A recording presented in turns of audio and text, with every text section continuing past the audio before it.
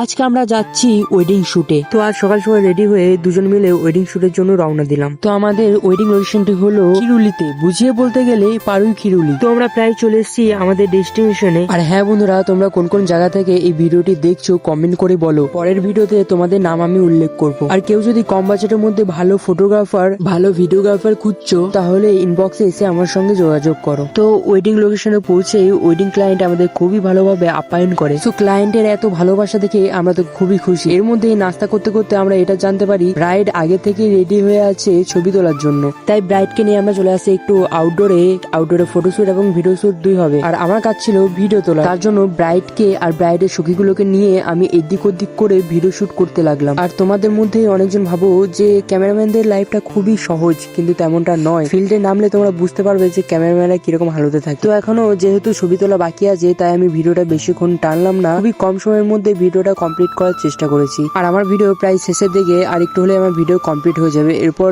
ছবি তোলা হবে, ছবি তুলে আমরা চলে যাব আবার বিয়ে বাড়ি। তো এমনি করতে করতে প্রায় 3টে বেজে যায় আর আমরা এখন বিয়ে বাড়িতে চলে এসেছি। আর তোমাদেরকে বলা হয়নি, মাঝপথে লালন ভাই আমাদের সঙ্গে এসে জয়েন করেছে। যেহেতু কাজ করছি তাই সম্পূর্ণটা ব্লগে দেখানো সম্ভব নয়, আবার আমরা কাজে লেগে গিয়েছি, এভাবে আমাদের কাজ চলতে থাকে। আর তোমরা যারা আগে ভিডিওতে কমেন্ট করেছিলে তাদের নামগুলি হলো, এই বাবা তোমরা তো কমেন্টই করনি, তোমরা তাড়াতাড়ি কমেন্ট করো।